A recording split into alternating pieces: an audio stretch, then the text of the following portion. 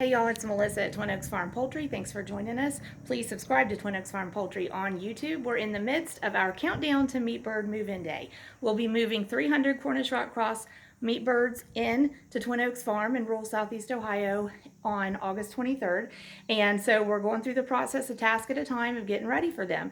And we're combining step 5 and step 6 in this video because step 6 would fall on Sunday, and we diligently try not to post on media and social media on Sundays. So combining 5 and 6 on Saturday, and we'll take off again fresh come Monday. But step 5 that we're advising if you're getting ready to move meat birds in is to be prepared and getting the supplies like heat lamps to keep the birds at the right temperature. So I'm going to try to show you those.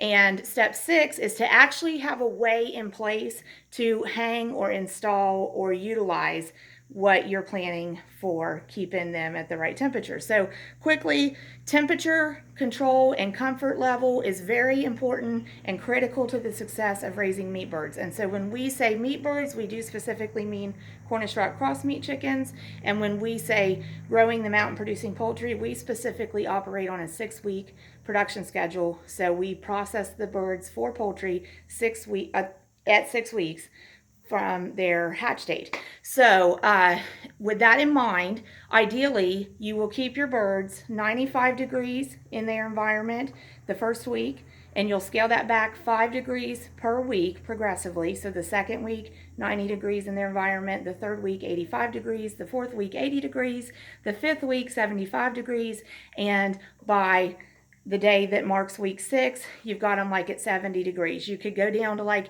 68, 65 degrees in that last week. Certainly no cooler, and at that age they don't want to be warmer, but it's critical in the beginning to make sure that we keep them warm enough and that we keep their whole environment warm enough. So quickly to show y'all, we use heat lamps. So up here, I don't have one down, but up here are the heat lamps that we use. They've been used previously, so they have heat bulbs in them. So step 5, if you're going to use heat lamps for brooding, get those. You might use them throughout the grow out depending on what the weather is like and what your building is like. Here are the bulbs that we put in them.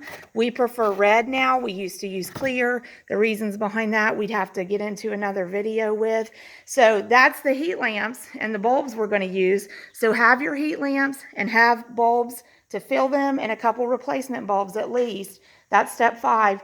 And step 6, have a way to utilize those. So we hang ceiling fixtures, including chains, and the electric fixtures, those will hang down lower too, and we can hang the lamps here wherever we need to. It's adjustable height, and plug them into those fixtures, and we're good to go. The countdown will continue. Join us again Monday. Please subscribe to Twin Oaks Farm Poultry, and we're counting down to meat bird move-in. Thanks so much, y'all.